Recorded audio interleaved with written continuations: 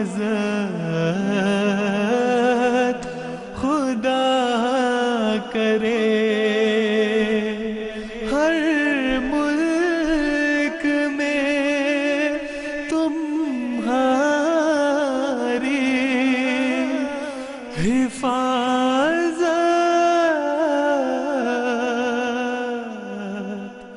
خدا کرے۔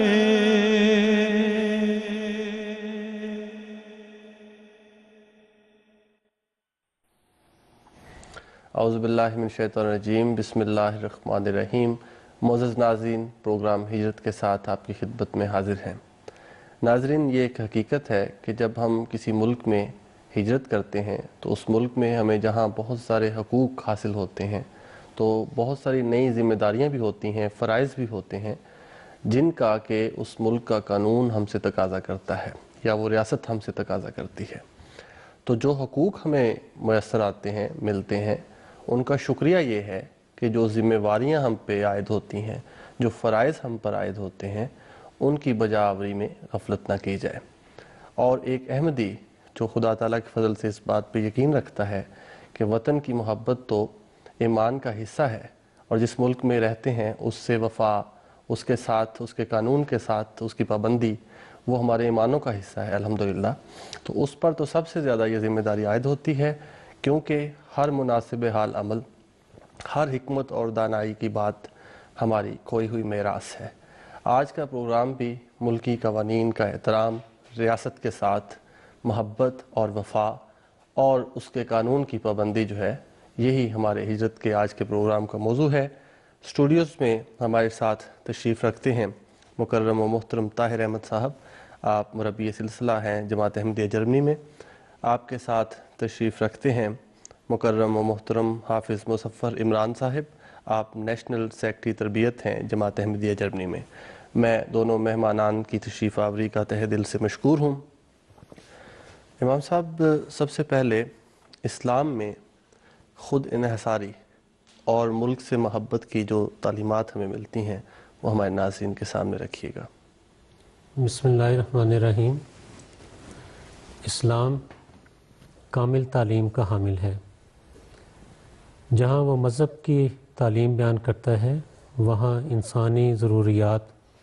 جو اس کی سیاست سے تعلق رکھتی ہیں، اقتصادیات سے تعلق رکھتی ہیں، اس کی معاشیات سے تعلق رکھتی ہیں، اس کی بھی رہنمائی فرماتا ہے۔ اللہ تعالیٰ قرآن کریم میں فرماتا ہے یا ایھا الذین آمنوا اطیعوا اللہ و اطیعوا الرسول و اولی الامر منکم۔ اس میں اللہ تعالیٰ نے واضح طور پر اللہ اور اس کے رسول کے حکم کے ساتھ ساتھ جو ریاست ہے، جو قانون ہے اور جو اس وقت قانون کے حامل ہیں ان کی اطاعت کا بھی حکم دیا ہے، اور یہ بہت ہی پیاری تعلیم ہے۔ حضور صلی اللہ علیہ وآلہ وسلم نے واضح طور پر فرمایا، حضرت انس رضی اللہ تعالیٰ عنہ سے روایت ہے، آپ فرماتے ہیں کہ نبی کریم صلی اللہ علیہ وآلہ وسلم فرمایا کہ تم حکام کی بات کو سنو اور اس کی اطاعت کرو۔ اسی طرح حضرت ابو ہریرہ رضی اللہ تعالیٰ عنہ سے روایت ہے کہ نبی کریم صلی اللہ علیہ وآلہ وسلم نے فرمایا تنگ دستی اور خوشحالی، خوشی اور ناخوشی، حق تلفی اور ترجیحی سلوک، غرض کے ہر حالت میں تیرے لیے حاکم وقت کے حکم کو سننا اور اس کی اطاعت کرنا واجب ہے۔ یعنی کس قدر پیاری تعلیم ہے جو اسلام ہمارے سامنے بیان کرتا ہے۔ اور خود نبی کریم صلی اللہ علیہ وآلہ وسلم کا اپنا اسوہ حسنہ کہ آپ کو اپنے وطن سے کس قدر محبت تھی، اور صحابہ کرام رضی اللہ تعالیٰ عنہ کا اسوہ کہ آپ کو اپنے وطن سے، آپ سب کو اپنے وطن سے کس قدر محبت تھی، یہ ہمارے لیے تاریخ میں موجود ہے جس کو ہم پڑھتے بھی ہیں، سنتے بھی ہیں۔ اسی لیے نبی کریم صلی اللہ علیہ وآلہ وسلم نے قرآن کریم میں آپ کی طرف سے یہ الفاظ ہیں، رب ادخلنی مدخل صدق واخرجنی مخرج صدق واجعل لی من لدنک سلطانا نصیرا۔ اور جب آپ مکہ سے جدا ہو رہے تھے تو وطن کی محبت اس قدر آپ کے دل پر غالب تھی کہ آپ کی آنکھوں سے آنسو رواں تھے، اور آپ اپنی بستی کو مخاطب کر کے فرماتے ہیں کہ بستی تیرے رہنے والے مجھے یہاں رہنے نہیں دیتے، ورنہ میرا دل تجھ کو چھوڑنے کے لیے تیار نہیں۔ تو نبی کریم صلی اللہ علیہ وآلہ وسلم نے وطن سے محبت کی ہے، اپنے صحابہ کو وطن سے محبت کی تعلیم دی ہے اور اس کے قوانین کا احترام سکھایا ہے۔ یہاں صاحب ایک خیال یہ بھی پایا جاتا ہے کہ شاید وطن وہ ملک ہے جس میں ہم پیدا ہوتے ہیں، جس کو ہم چھوڑ آئے ہیں، جبکہ آج یہاں ہماری نسلیں رہ رہی ہیں جن ممالک میں، وہ جوان ہو رہی ہیں، یہاں پہ تعلیم پا رہی ہیں، یہاں پہ ہمیں تمام حقوق میسر ہیں، تو کیا وطن کے فہم میں یہ جو یا اس کی تشریح میں یہ ممالک بھی شامل ہیں؟ جی، یہ ممالک بھی شامل ہیں، اس لیے کہ تعلیم جو ہمیں دی گئی ہے وہ کسی ایک جگہ کے لیے نہیں ہے۔ اسلام کی تعلیم ساری دنیا کے لیے ہے، سب خطوں کے لیے ہے۔ جہاں جہاں لوگ رہتے ہیں ان پر اس تعلیم پر عمل کرنا ضروری ہے، اور ہم آج یورپ میں ہوں، خواہ امریکہ میں ہوں، خواہ افریقہ میں ہوں، خواہ ایشیا میں ہوں، ہماری رہنمائی کے لیے تعلیم موجود ہے جو ہمیں اپنے وطن سے محبت اور اس کے قوانین کا احترام سکھاتی ہے۔ اس لحاظ سے خاص طور پر ایک احمدی مسلمان کے لیے حضرت اقدس محمد مصطفیٰ صلی اللہ علیہ وسلم کی تعلیم پر عمل کرتے ہوئے دوسری قوموں کے سامنے، دوسرے مذاہب کے سامنے اس نیک تعلیم کو عملی شکل میں پیش کرنا اس کے فرائض میں سے ایک عظیم الشان فرض ہے۔ جزاک اللہ۔ حافظ صاحب، کسی بھی ملک کے، ریاست کے جو قوانین ہیں ان پر عمل کرنا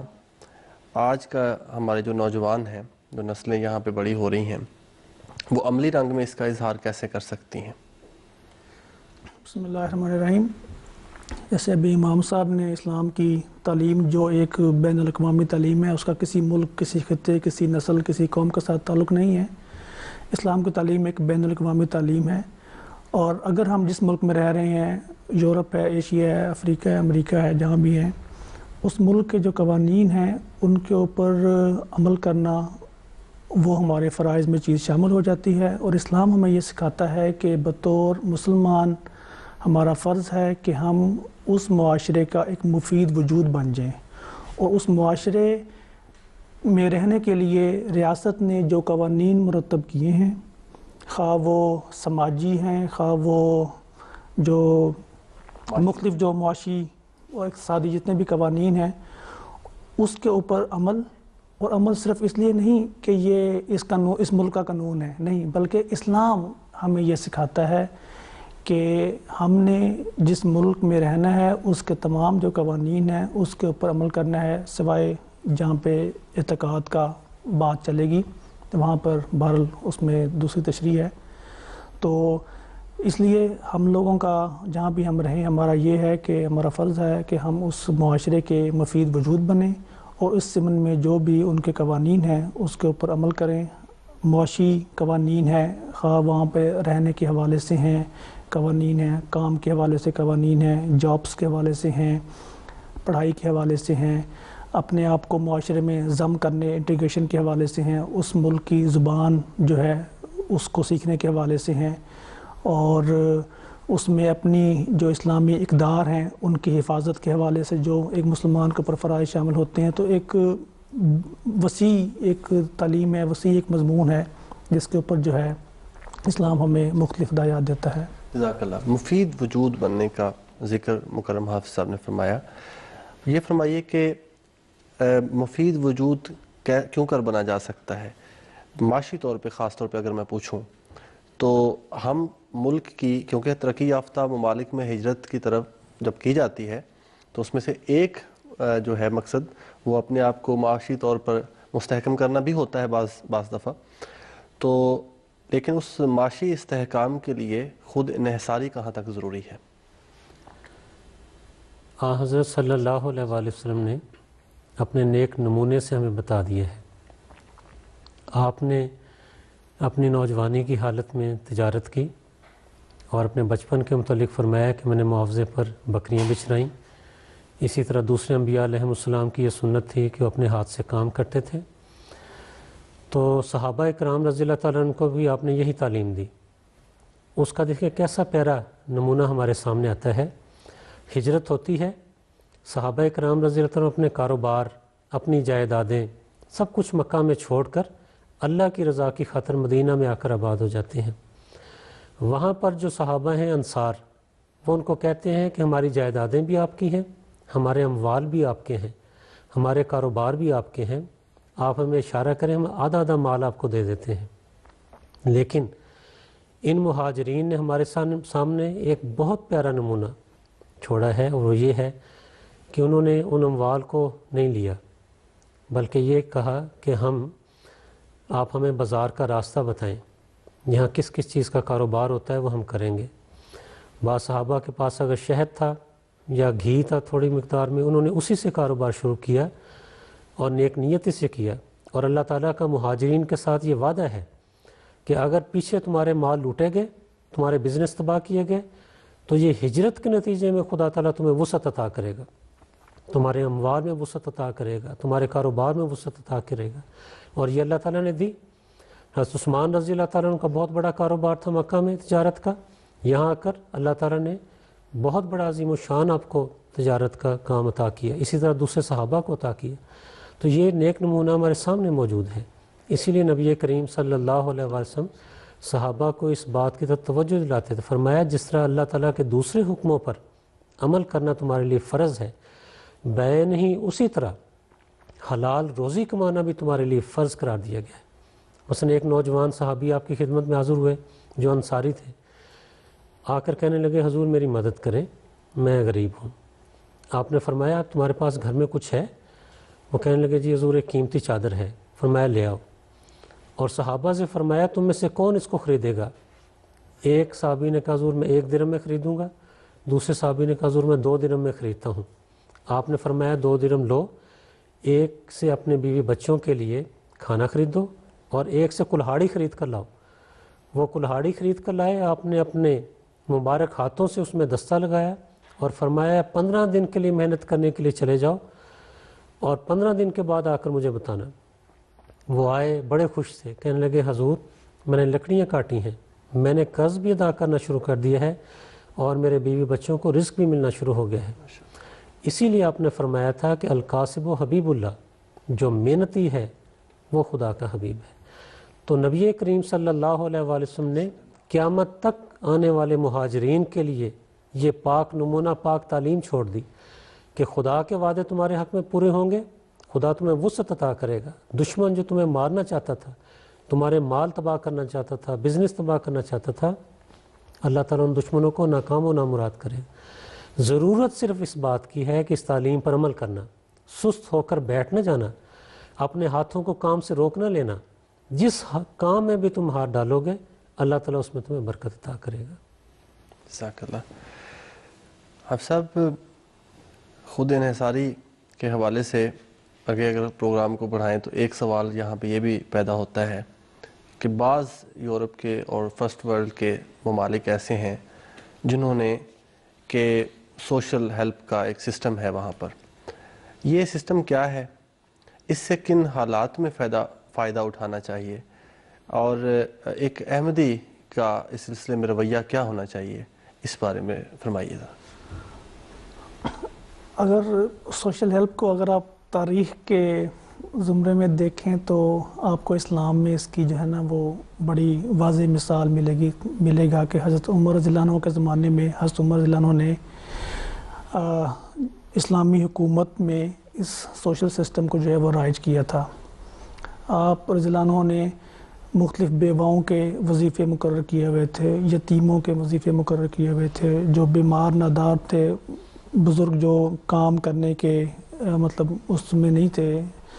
اہل نہیں تھے صحت کے اعتبار سے، ان کے وظیفے مقرر تھے۔ اور اسی طرح مطلب کہ جو یعنی کہ ایک معاشرہ ہے اس میں جو لوگ ہیں ان کی جو بنیادی نیڈز ہیں، جو بنیادی ان کی ضرورت ہے، اس کو پورا کرنا ریاست کے فرائض میں شامل ہے۔ یہ اسلامی تعلیم ہے اور اسلامی تعلیم ہے، لیکن مغربی ممالک نے اس کے اوپر عمل کر کے نہ صرف اپنے افراد کے لیونگ سٹینڈرڈ کو ماشاءاللہ ایک سطح دی ہوئی ہے، جتنا آپ کسی بھی قوم کا لیونگ سٹینڈرڈ ہائی کریں گے اس قوم میں آپ ایجوکیشن کو ایزی کریں گے، اس قوم میں افراد ہیں ان کی ترقی کی مختلف جو راہیں ہیں گورنمنٹ ریاست اس کو اوپن کرے گی، اس کو انصاف کے ساتھ مہیا کرے گی، تو وہ جو قوم ہے وہ آٹومیٹکلی ترقی کرے گی۔ جس ملک میں ہم رہ رہے ہیں، جرمنی کی مثال ہے، 45 میں کہہ لیں کہ ٹوٹلی سیکنڈ ورلڈ وار میں مور دین 60-70% جو ہے ملک جو ہے وہ تباہ ہو چکا تھا.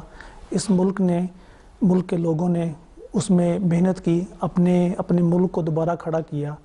تو یہاں پر اگر ہم مثال لیں مغربی ممالک کی, تو ان لوگوں نے اپنے افراد کے لیے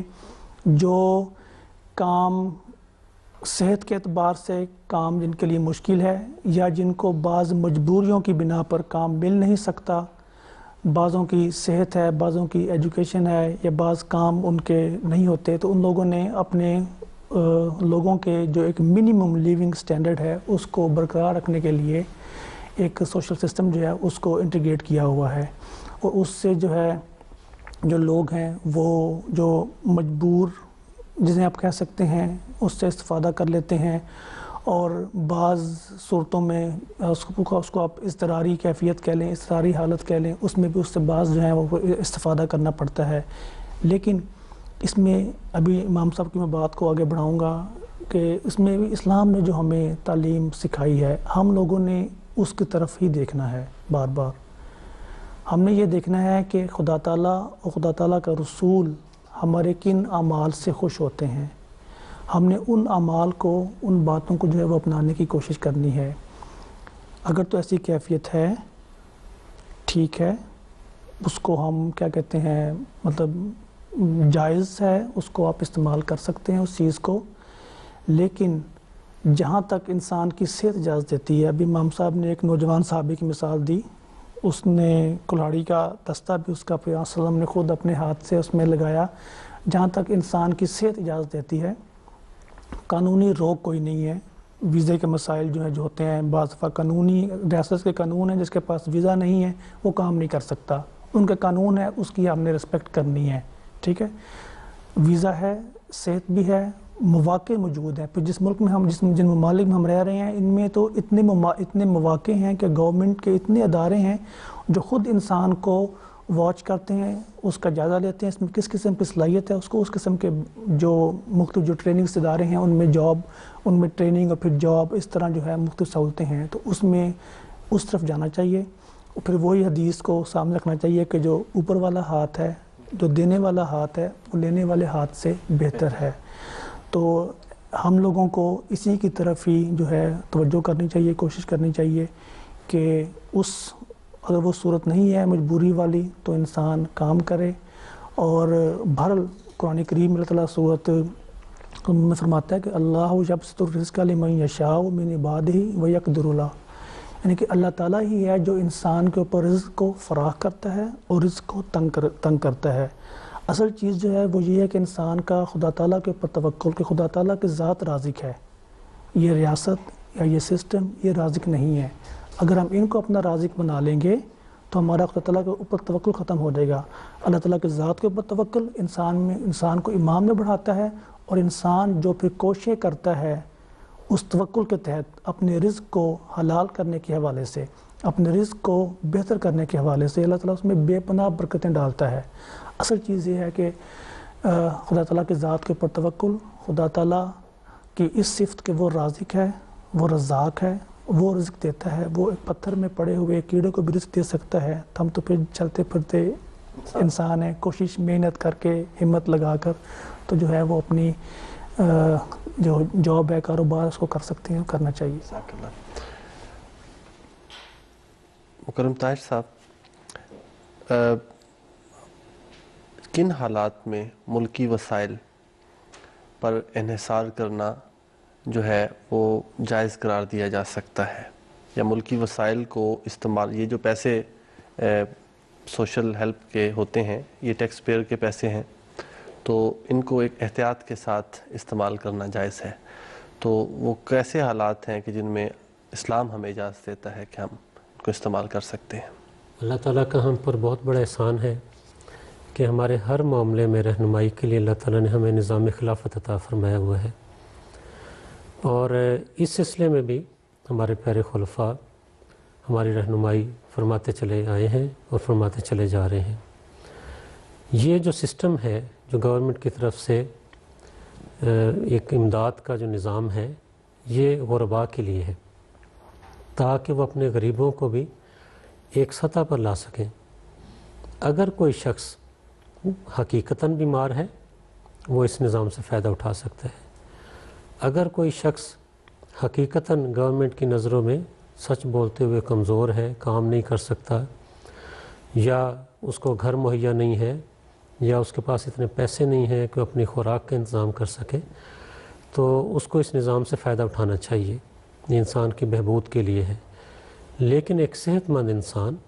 جس پر خدا اور اس کے رسول کی تعلیم جس کو بلاتی ہے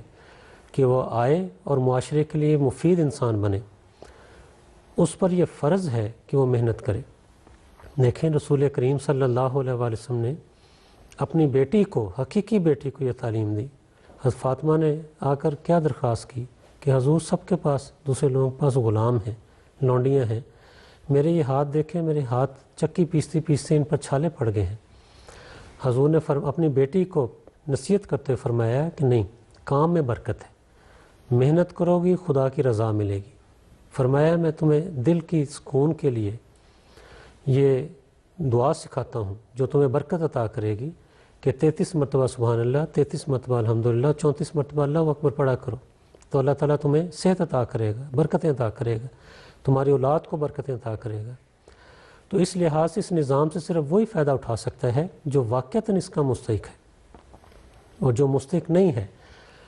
اور وہ اس سے فائدہ اٹھاتا ہے تو گویا وہ خدا تعالیٰ اور حضور صلی اللہ علیہ وسلم کی تعلیمات سے واضح طور پر روگردانی کرتا ہے۔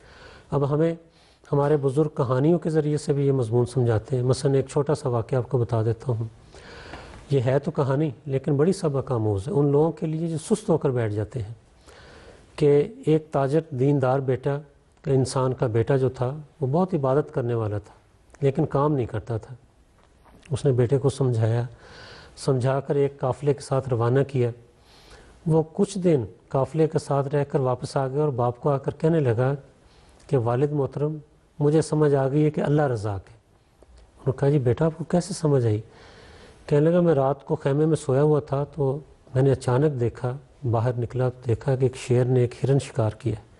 اور اس نے کھایا اور ہرن چھوڑ کر چلا گیا۔ تھوڑی دیر بعد میں نے دیکھا کہ ایک لومڑی جس کی پچھلی 2 ٹانگیں کٹی ہوئی تھیں وہ رینگتی ہوئی آئی اور اس نے وہ گوشت کھایا۔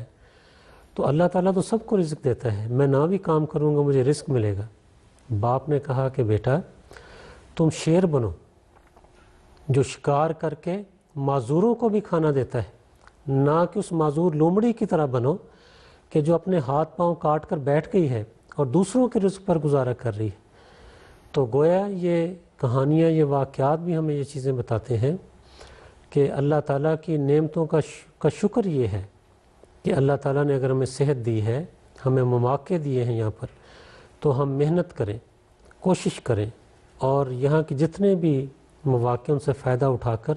کاروبار کریں، نوکریاں کریں، تعلیم میں اعلیٰ مقام حاصل کریں، اور نہ صرف اپنے خاندان کے لیے بلکہ معاشرے کے لیے بھی ایک مفید وجود بنے۔ اگر اس سوشل ہیلپ کو لے کر انسان بیٹھ جائے، ایک صحت مند انسان جو کام کر سکتا ہے وہ بہانے بنا کر گھر میں بیٹھ جائے، تو اس کا نقصان یہ ہے کہ وہ صرف خود اپنا نقصان نہیں کر رہا بلکہ اپنی اولاد کے لیے بھی ایک برا نمونہ پیش کر رہا ہے، اور غیروں کے لیے بھی اسلامی تعلیمات کے خلاف ایک نمونہ پیش کر رہا ہے جس کو دیکھ کر وہ اچھا نمونہ حاصل نہیں کر سکتے۔ ایک محنتی انسان، ہستقدس محمد مصطفیٰ صلی اللہ علیہ وسلم کی تعلیمات پر عمل کرنے والا انسان جب جا کر معاشرے میں کمائی کرے گا، خون پسینہ ایک کرے گا اور نیک نمونہ دنیا کو دکھائے گا، تو یہ عملی تصویر ہے اسلام کی جس کو ہمیں دنیا میں پیش کرنا ہے۔ اس لحاظ سے ہمارے وہ مہاجرین جو آ کر ان وطنوں میں آباد ہوئے ہیں، اللہ کا ان سے وعدہ ہے قرآن کریم میں کہ اللہ تعالیٰ انہیں رزق میں وسعت عطا کرے گا، صرف انہیں اس تعلیم پر عمل کرنا ضروری ہے۔ اور جو عمل کر رہے ہیں اللہ تعالیٰ کے فضل سے، جو خلفاء کی آواز پر لبیک کہتے ہوئے اپنے قدم آگے بڑھا رہے ہیں، اللہ تعالیٰ نے انہیں رزق میں بے شمار فراخی عطا کی ہے۔ جزاک اللہ۔ محترم حافظ صاحب، اسی سوال سے جواب سے ایک سوال اور بڑھتا ہے کہ محنت کا حکم ہے، اپنے ہاتھ سے کمانے کا حکم ہے، لیکن بعض اوقات یہ عذر بھی دیکھنے میں آتا ہے کہ اپنے علم کے مطابق، اپنی تعلیم کے مطابق روزگار نہیں مل رہا، لہٰذا ہم اس لیے یہ کام نہیں کریں گے، وہ کام نہیں کریں گے۔ تو اس سلسلے میں کیا عمل ہونا چاہیے، کیا ہدایت ہے؟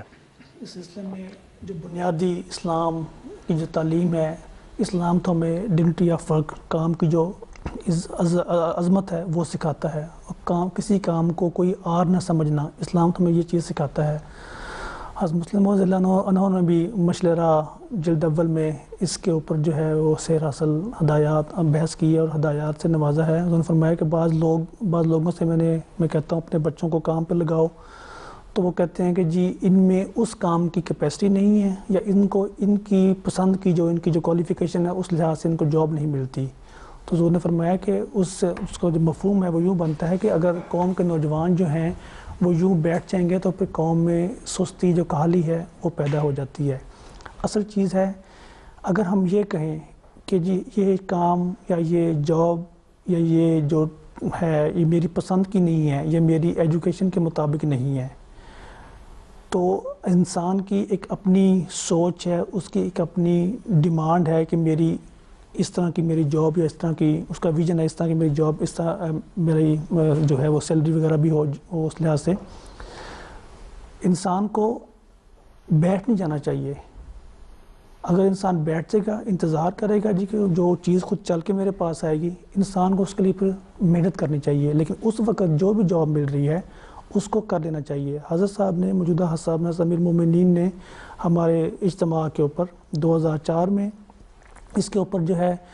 نوجوانوں کو کام کے حوالے سے اور پھر اس کام کے دوران سے جو رقم ملتی ہے اس کے خرچ کے حوالے سے قناعت کے مضمون کو پاکستان میں یا دوسرے ممالک میں رہنے والے جو عزیز و اقاربین کو سپورٹ کے حوالے سے مختلف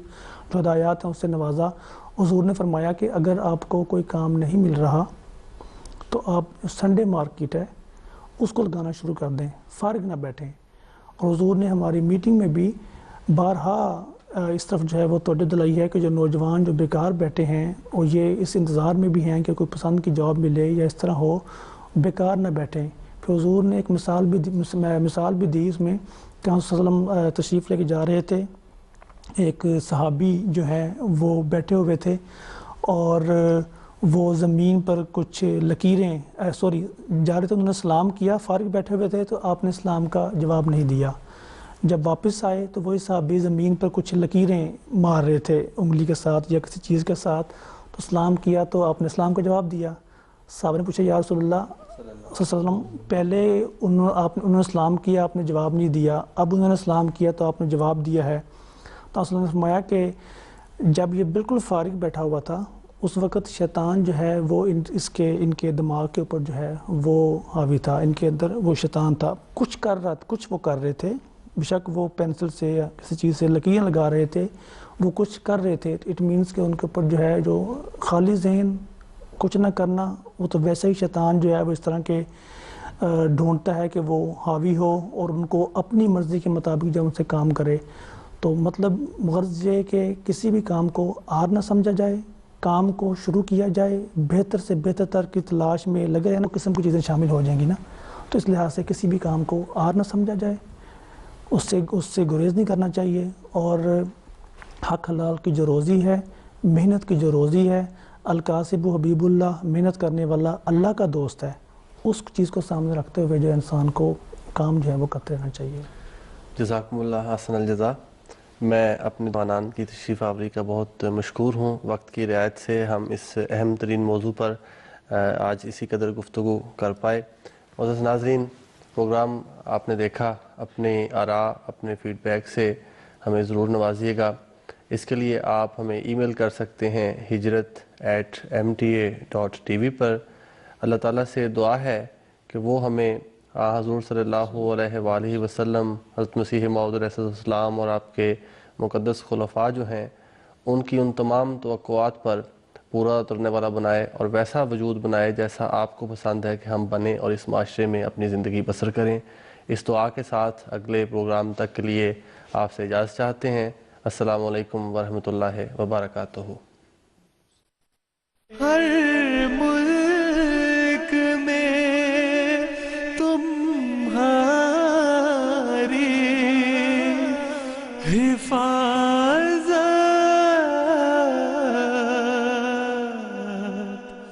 خود